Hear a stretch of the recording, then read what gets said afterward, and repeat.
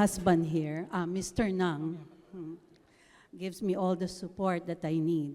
Before I talk on integrity, I just would like to tell everyone that I'm very thankful that I'm given this opportunity and quite honored actually to talk on integrity. Integrity is something very important and it's something very hard to do. So let me begin. Let me ask all of you, what is integrity? Integrity is a choice and a commitment. It starts with oneself. Let us remember that our inner world drives our outward actions.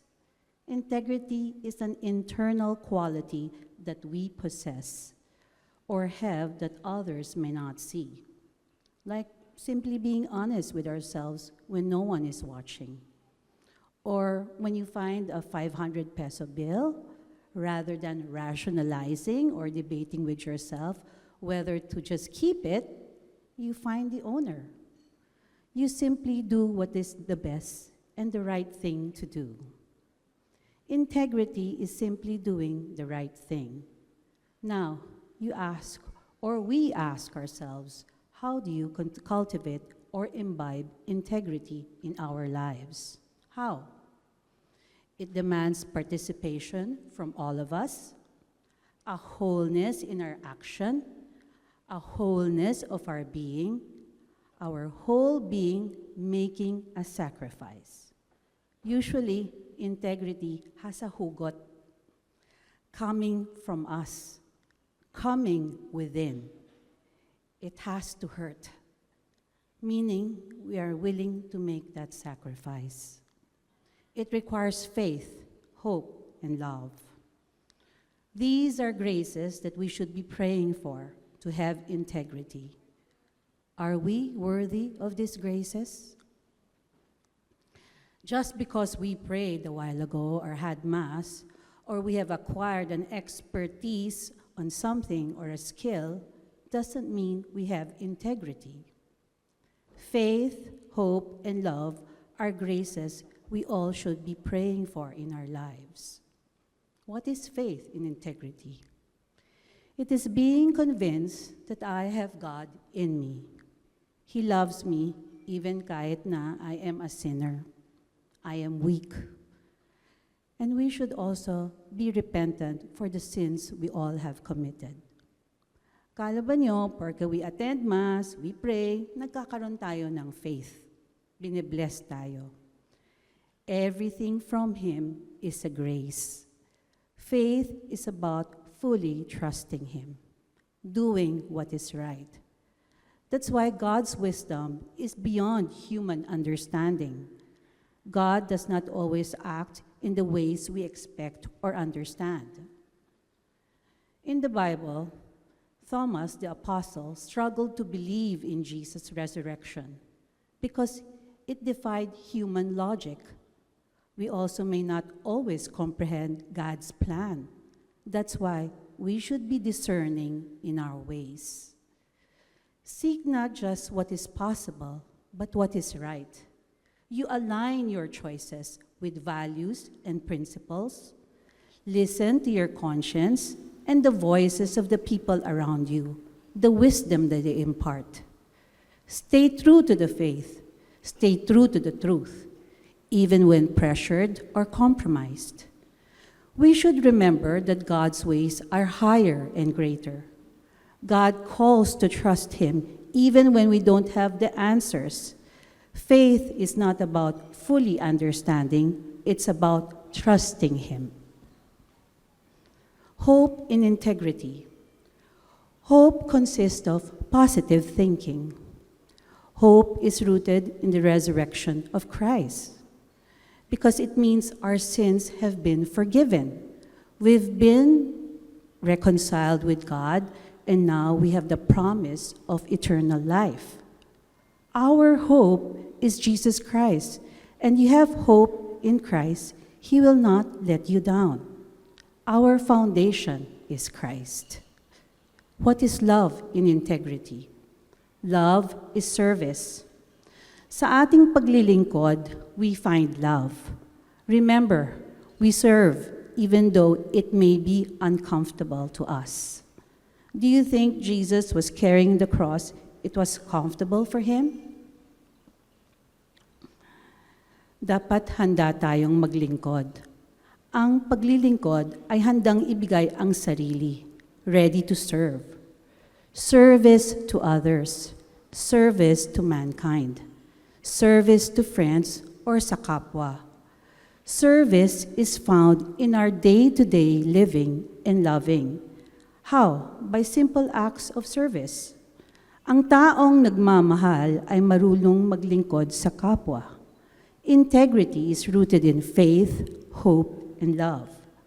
Faith, hope, and love goes together in achieving integrity. Integrity in stewardship. Integrity is the foundation of stewardship. Stewardship is a way of life, caring what has been entrusted to us, rather than claiming ownership or feeling entitled. Stewardships are gifts we own, but entrusted to us. Stewardship means being good, responsible stewards of God. Stewardship cultivates gratitude and generosity. Stewardship is a call to action and communion, embracing spirituality of communion. Therefore, stewardship is GIA, gratitude in action. Stewardship practices intentional service, which is responsible stewardship. We are called to be stewards of this company by being honest, by making fair decision-making, and being accountable. We are also stewards of the poor. Integrity is the foundation of effective stewardship. It ensures that decisions are made transparently, ethically, and in alignment with the company's core values. When we leaders act with integrity, we build trust, foster a positive organizational culture, and we all contribute to the company's reputation and success. To end, integrity value is deeply important to me and to all of you because it serves as a foundation of my spirituality as well as yours. Trust, self-respect, and meaningful relationships. It's all about aligning actions with our values, ensuring consistency between what we believe and how we live in our lives, living with integrity, making choices that reflect honesty, ethical principles, even when it's challenging or when no one is watching. This alignment fosters a sense of inner peace and confidence, knowing I'm true to myself and to you. Moreover, integrity cultivates trust in both my personal and professional relationships. When people see that I act, or rather, we act with integrity, we feel confident in relying with one another, which strengthens our connections and our collaborations. In essence, integrity isn't just a personal value, it's a guiding principle that shapes and molds our lives, our directions, our decisions, and the legacy we all aim to leave behind. Thank you. Thank you very much, Miss Rachelle Ng. Okay, good morning. Good morning, ma'am. Si Miss Ana, good morning, ladies. Akala ko magka-tropa-tropa. Hindi pa pala tayo masyadong tropa. Okay. Okay. Good morning, everybody. Like what I mentioned kanina, this is the first time that we are having Miss Rachelle really as in full on stage, no? Kasi she joins us with the picture taking and then of course Miss Rachelle hearing all those insights. Talaga namang medyo marami akong ni-notes dito. And then of course Miss Mylene, last year we also had the same topic this month. And last year kausap din natin si Miss Mylene and si Mr. Ng. Ngayon naman, same topic, Miss Mylene and Miss Rachelle. Ayan, kumpleto na sila, sir. Malapit. Si Ania na lang at saka si Josh. Pwede natin itong tapusin. Okay, sige. So, let's start. I know you're very busy, and so we thank you for really granting us with your schedule to really speak about a value that we really value. As a matter of fact, Miss Rachel and Miss Mylene, and for everyone's information, malalim talaga ang pananaw natin at pagpapahalaga natin sa value na ito.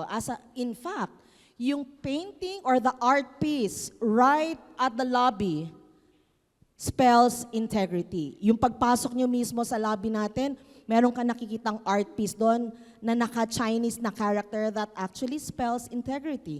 Sige, so kanina, let's start, no? Kanina, if there's very few words, very few notes that I actually remembered about, or very strong points I remembered during Miss Rachelle Ng's talk is, integrity is about wholeness.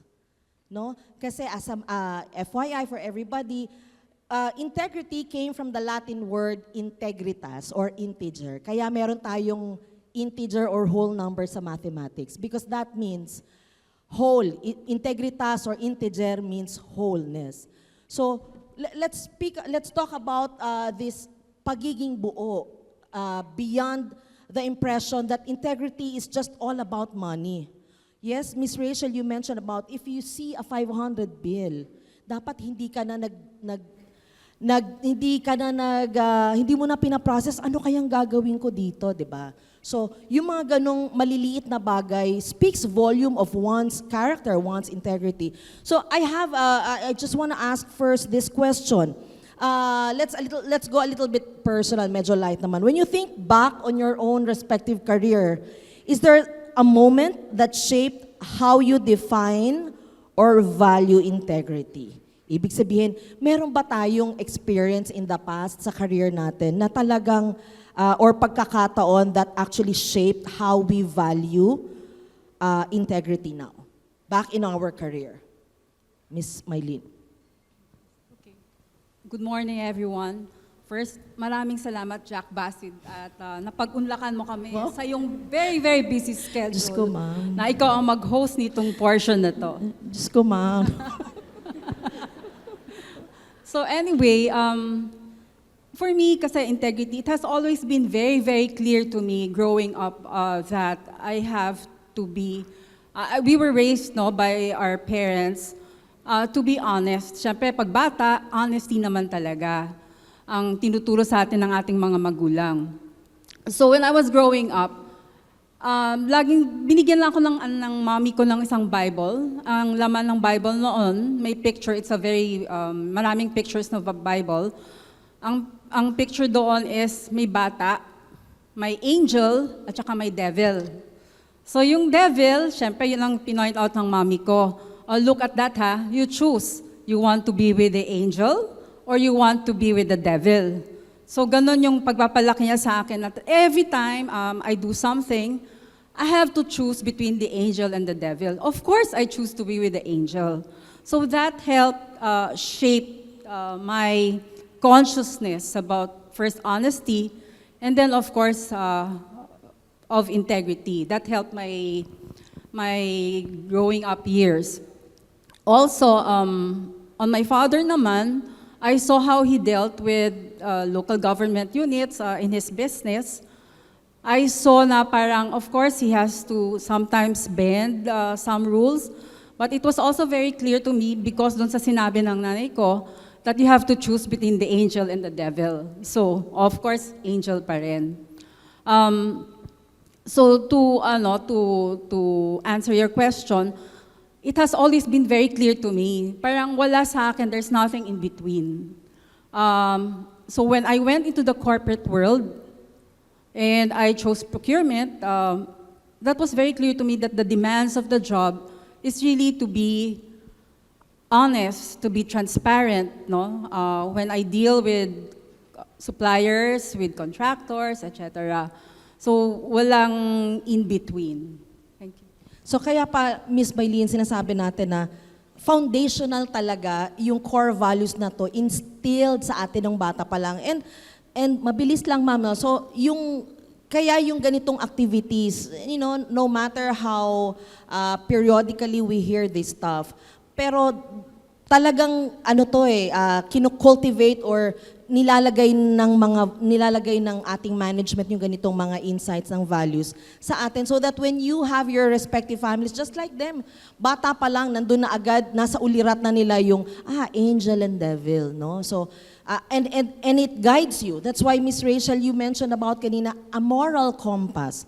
How about you? Any incident in the past na parang talagang maaalala mo dun ang galing yun? I think whenever I see my husband who works hard, every night he comes home. He comes home very late, and then now I see my children also working, and they also come home late. So, may hugot parang in every little thing that you do, it has to have integrity in how you treat people, in how you talk to them. Wala nang pabola-bola or anything. It just should be okay? Yun na yun, okay? It has to have integrity whenever you do something, especially when I see the chairman still working at 83, my mother-in-law, who prays endlessly the rosary, 15 decades a day for all of us. Wouldn't that make you want to have integrity in everything that you do? Nakakahiya kung wala tayong integrity, diba? Tama, Miss Rachel. Ang sinasabi niya, parang kung ikaw din naman ay napapalibutan ng mga taong ine-espouse or pinapakita ang ganitong value, hindi ka ba mahihiya na hindi mo siya gawin? That's why these family values, these values instilled sa atin, whether corporate level or sa pamilya man, ito ay nag-guide sa atin. Kaya niya sinasabi kanina ng moral compass. Now, you mentioned about having integrity or the process of being whole is also painful. Do you remember a time when doing the right thing wasn't easy, but you did it anyway? Of course, since I mentioned, we deal with suppliers, contractors, with procurement in construction management, and also we deal with people, for people culture unit. I think what's great about our culture is that it's very clear to us what is black and white. There's nothing in between. When it comes to people, for example, it's very clear to all of us in PCU and even, thankfully, to all the business units that anyone who's not aligned with our values, na talagang nandun sa devil side, very clear na dapat talaga wala sa ating company, no? Hindi pwede kasi that we cannot tolerate. It's a challenge because, of course, we're dealing with people. So, medyo mahirap. But kung meron kang, tawag ko nga doon, sinisentensyahan, sorry for the word, but ganun talagang kailangan mong desisyonan kasi wala ngang, it's either black or white, syempre doon ka lang papanik sa angel, clear na ano ang magiging decision mo. It's difficult, but you have to show empathy to the person. You have to help the person also move on so that whatever transition that we need to do to make sure that he will later on or she will be later on aligned with our values, ay nagkakaintindihan tayo. So sabi ni Miss Mylene, mahirap kasi we're dealing with people. And people we have a relationship with na nagkataon lang ay nalilihi sila ng landas in our organization. And it's very painful. Siguro yung word ni Miss Rachel, it's very painful to realign them because the process of realigning them, the process of making them whole again requires a lot of pain. How about you, Miss Rachel? I had once an experience, of course, everybody knows I came from AUB. It was quite hard for me there because there was conflict of interest. People would tell me where to get it, what to do. I'm recommending my friends. So, I had to step back. And whenever my decision did not fall onto their favor, I'm not at par daw with what I do. So they they give you all these things, or you don't know how to do it, yung mga ganon. But you have to have a sense of yourself, that you know you did it your best, that you prayed for it, that you have honesty, and you were transparent. And that's the most important thing. They can keep on questioning you. For as long as you're transparent, okay lang. They will see how klaro lahat ng mga documentation. So, that's it. Once it's there, yun na yun. Okay. So, Miss Rachel, from what I heard from you, you also went through the usual. Not just because I'm a daughter-in-law, no. Okay. I really went through a lot. And I really had to prove all of them that I can do it. And it's not that I'm putting my up. You know, the 235 branches of AUB, Riza and I did that. Okay?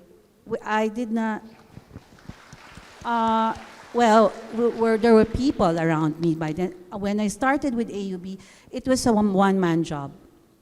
I was tasked to do purchasing, and then I was given assistant. So we started with 5. From that 5, it was me who was calling per contractor, supplier. Okay? If you started dun sa pinakamababa, maiintindihan mo what is integrity, what is honesty. But if you started na nandun ka sa taas and you're just overseeing things, no, you would not understand transparency at all. And there will be shortcuts. No, there will always be long cuts, always. Okay. So it's very delightful to hear, no? Very humble to actually talk about that you also went through the usual thing that we go through. And I agree with you, Miss Rachel, kapag talaga nagsimula ka sa baba, malalim yung pagkakaintindi mo ng mga bagay-bagay, more than just really overseeing these things. And you don't want to, your reputation nasa market yun ayaw mong masira, okay? And you have to also protect the name of the company, okay? Even though isa lang ako doon, kahit papano masisira pa rin yun. And just like what we have learned last month, sabi natin, particularly from Luis, he said that when you're out there representing your company, ikaw talaga yung company. So, mahirap if masisira tayo. Okay, thank you very much, Miss Rachel and Miss Mylene. Now, curious lang tayo malaman, ma'am, yung ganito bang pananaw natin about integrity, this sense of integrity, is this more coming from a personal experience or upbringing from a mentor? Miss Rachel, or any one of you? Of course, like I mentioned, it comes from my parents, and in the company, of course, it comes from the leaders. No, the leaders that I worked with, I was lucky to have worked first with Mr. Gregory Lee of Extraordinary Development Corporation and si Mr. Jacinto Ng Sr. So these are the two people who have really guided me in my career. And it's very clear, especially si Mr. Ng Sr., that integrity is in dealing with suppliers and contractors and even dealing with people. Kasi integrity nga, like as we all know, it's not just all about honesty, but as mentioned by Ms. Rachel, it's the wholeness Yung it's the total package, the respect, the transparency, the kindness that we show the people, our business partners, that one we have to be consistent. Kailangan maging consistent in dealing because if you are not consistent, then they will not believe you. The reason we are able to build so much number of houses, close to 50,000 houses now since we started, is because the suppliers, contractors, and the people believe in us. Because when we say something, we really walk the talk. When we say, okay, babayaran namin kayo in so many days, yes, we do that, no? Sometimes pumapaltos ng konti, but in the industry, they really know us for being about fair, very fair in dealing with our contractors and our suppliers. With our people, alam naman natin, di ba, ang never pa tayo pumapaltos or pumapalpak when it comes to our salaries, when it comes to our benefits. We really ensure that these are all given on time. At talagang magagalit si Mr. Nang Jr. pag late yung salary, even by an hour a day, no? Naranasan ko na yan dati kasi pumalpak sa AUB, nagkaroon ng glitch. I was somewhere, I was out of town, but really like, he was really very, very angry because at the end of the day, hindi mo talaga pwedeng i-compromise yung mga commitment mo to our people and to our business partners. Thank you very much, Ms. Mylene. How about you, ma'am? It came from my parents, of course. No matter what, you know, they imbibe on us to be truthful, to work hard, to do our best. But now that I see Mr. Nang, the chairman, and one person who have mentored me, which I had parang hate-love relationship, is Mr. Abraham Ko. Funny, he would get mad, but mamayang konti, he would smile. So, you know, kahit papano, you would see the goodness out of it. You always have to see the goodness of it, or else it won't work. One person also who helped me is Mr. Lito Gomez, the president of AUB. Okay, and Mr. Nang himself. One experience that I had with Mr. Nang is that I wasn't able to give the jive shirts, the new shirts, and I had to apologize to him, even though it was a glitch or it was my responsibility. I had to own it up. It's accountability. Thank you very much, Ms. Rachel. Yes, very soon we will have the jive shirt, ma'am. Very, very, very soon you will have the jive shirt. You will have the jive shirt. Very soon! I said very soon, sir! Thank you very much, ma'am, for the honesty. Thank you very much. Kasi ang pananaw natin usually sa integrity, karaniwan, pera-pera, di ba? Parang wag mong kunin yan. But integrity is also owning up to what you have, owning up for your commitment. Like what Ms. Mylene mentioned na parang if we say we will pay you, magka-glitch man, but we will deliver our commitment. Kaya nga sabi natin, naniniwala ang merkado sa atin because we have already shown proof of our commitment through the houses that we have constructed, through the all other operations that we have really built, no? Okay, so ano pong advice ang pwede niyong mabigay sa mga new Joy-Nostalg members natin who are just starting early in their career but who wants to lead with integrity? Anong masasabi niyo yung mga ito ho, karamihan dito yung mga new hires natin? Okay, I go first. As we all know now, one of the tests, I think for now, it's the only test that we have, is the integrity test. So that means the value is really, really very important because once you start on the right foot, lahat magagawa mo eh. As we mentioned nga, yung integrity is really being holistic. It's everything from start to finish. So it's very important that when you join the company, you try to understand what's going on, no? Try to understand what are the the processes that you need to know so that when you do something, you know what is the impact of your action, no? So when you deliver something, you know that, okay, if I do this, this will be the impact. If I don't do this, a lot of other people, groups, departments, units will be affected. So in integrity kasi, that means you're really thinking about not just of yourself, but of your colleagues and of the company as well. So I think that's very important kasi marami tayong mga bagong pasok na, okay, okay, this is a job, this is a new company, tingnan ko nga what they have to offer versus me, what I can offer. What can I help? What I can help the company? What are my talents that I can offer to help the company? Yun ang hinahanap natin, no? Sana the people, that's why we hire them because we believe in them. We know that they can help us. Then of course, we are relying on them to really help us. So my message to the new joiners, to the new generation, yung mga young, not so young, and everyone else, is that please try to understand the things that you are doing. How does it impact if you do a great job, and how will it impact the company if you don't do a good job? Yun lang talaga. I think if you do that, then that means that you are really in for the company, that you really want to contribute to the company. Kasi kahit na anong maranasan mong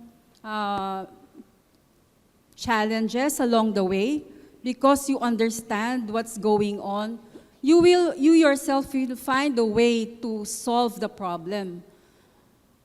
Hindi naman lahat ng mga bosses natin dito, hindi alam ng mga bosses ninyo, hindi naman lahat alam ang solution.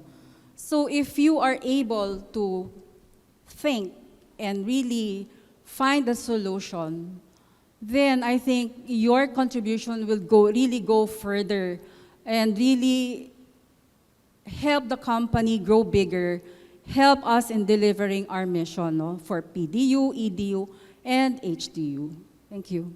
Thank you very much, Ms. Mylene. Ms. Rachel, your message to the new joiners. Pray. Reflect. Find out what you really want to do in life. Because if this is your first job, 75% is that you're going to let go of us, find another job, find a higher paying job. Find what you really want to do. Find it in yourself. To what extent would you like to sacrifice yourself? Hanggang saan ang kaya mong ibigay? From there, you'd find where you stand. Saan mo kaya? Hanggang saan? Diba? Then, dun papasok yun mga our Christhood values. There we can see na from there we would know where we stand. Ito ba yung gusto ko na company? They have culture days, they pray a lot, they talk about God a lot, you know. You should also know if you're willing to accept these things in life. You mentioned about Ms. Rachel, about dapat bukas sa'yo na kaya mong tanggapin kung ano yung meron dito. No, for you to function very well. Mr. Nang mentioned about, sorry, I think I forgot the last C, that there are 3 things that you should look for in getting somebody to join us. Sorry, might not be in particular order, but first there has to be that understanding of the character first, no? Character. So dapat nakikita yon sa mga, ganito, exposition of the values that we have learned. And then competence. Obviously, you were all hired because we think we all know what we are going to do. And the last is context. Context in reference to what Ms. Rachel mentioned is, may culture day kami. We speak highly about our spiritual values. Okay ba to sa'yo? Kapag okay ang lahat, then okay, game. Tara, let's start living our life better together. Because people can be here, but mentally, they're not here. So, or some of us would come to Culture Day half of the day and then leave. So, we spend so much for all these things to develop our people because we believe in every one of them. And yet, we don't want it to go to waste, right? And also these things, you also bring it to your family. Agree. Right? This is family, but that is also family. So we would like to have continuing familial, Yes. okay, of our life.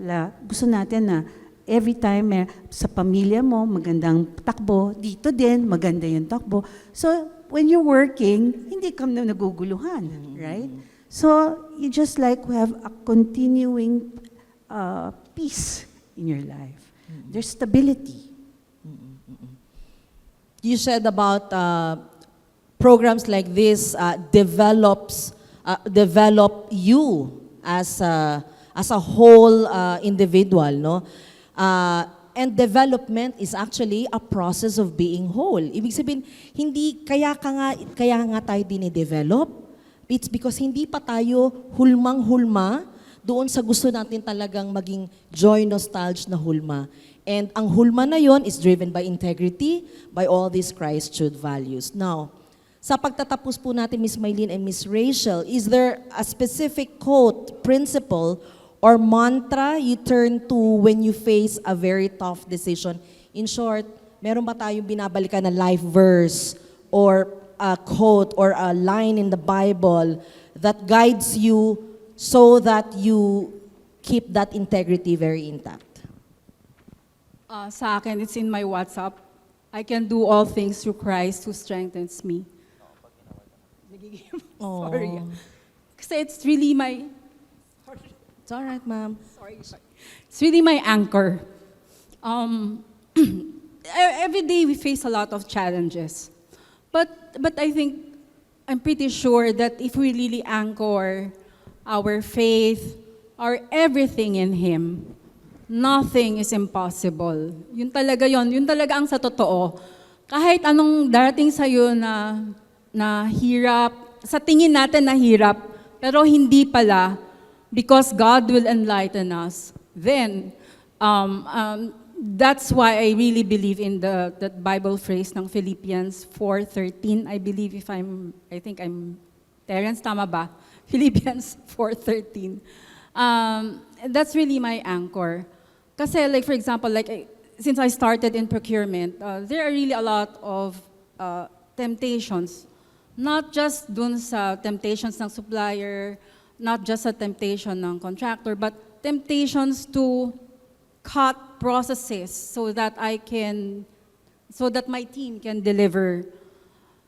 Merong mga ganong temptations eh. But at the end of the day, you have to take a step back and think, is what I'm going to decide going to be good for the company? Or is it because what I'm going to decide is good for me kasi popogi ako eh, di ba? Kasi I am able to comply, pogi ako, perfect, excellent ang grade ko. But if I'm going to think and pray and help and pray to God and for His guidance, parang isipin, no, tama ba talaga ito? Kasi at the end of, parang merong something wrong with this, but if you pray and get that guidance, it's going to be very clear to you what your decision will be. Parang sa akin, like I work with the principle that walang mahirap. Talagang walang mahirap. Lahat naman talaga may solution eh. Si Mr. Nang Senior din nagturo sa akin, lahat may solution, except kung patay na. Di ba? Sorry. But that's his practical parang guidance to me that nothing is really impossible. You can really do everything you want. But of course, that's with His guidance. Thank you very much. Ms. Mylene. Mine is walk humbly, speak truthfully, serve faithfully, and beyond success, we are all stewards.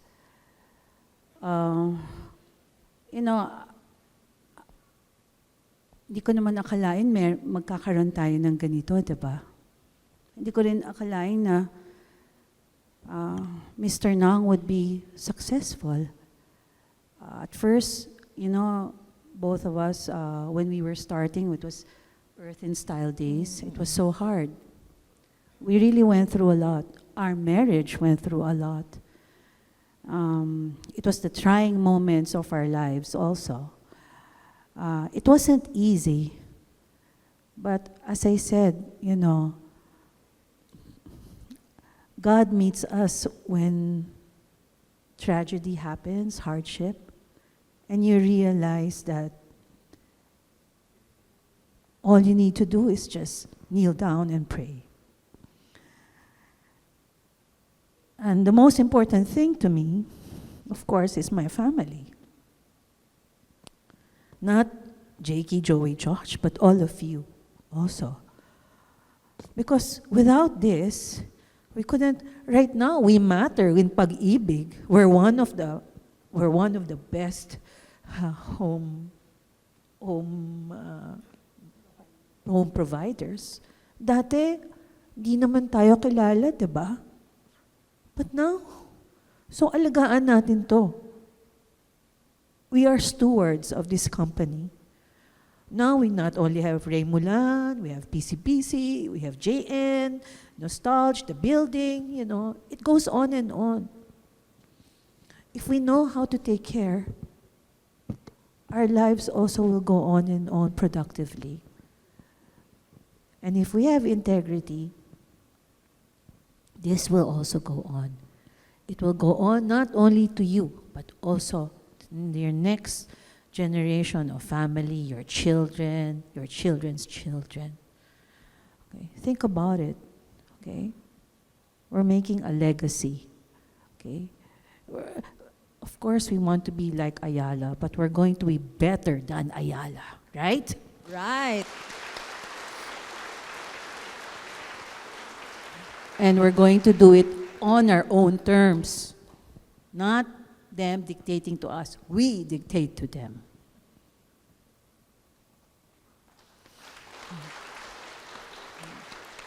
So I believe in Mr. Nang's vision.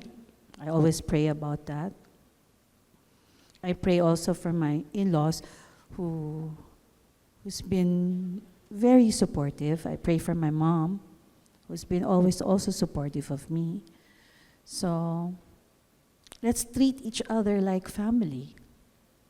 Okay, of course, parang di naman but no matter what, we can count on each other for support. Thank you.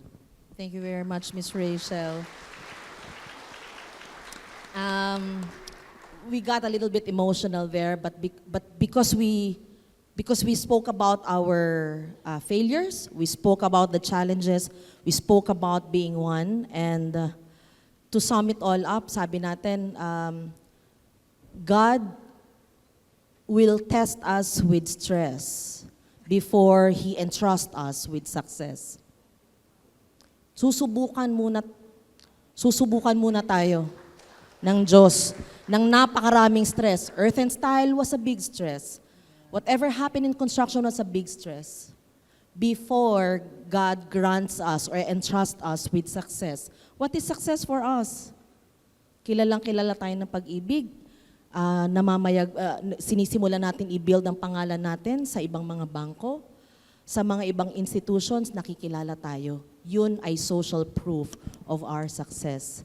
And sabi natin kanina, Miss Rachel kanina sa talk niya, she spoke about hope, faith, and love. No? So, with all of this, the challenge to be very whole, the challenge of integrity is like, it's like being hopeful. And what is hope? Hope is believing that the best will happen.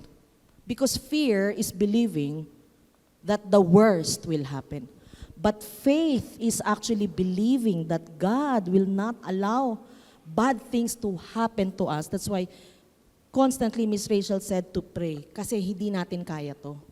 Faith is believing that God will never allow bad things to happen to us, especially if we really mean very, very well, especially to our beneficiaries. So that is our altogether challenge to being whole, challenge of being the best person with integrity. Thank you very much, Miss Rachel. Thank you, thank you. Thank you very much, Miss Mylene Lim. Ladies and gentlemen, once again, our two powerful leaders, Miss Rachelle Ng and Miss Mylene Lim.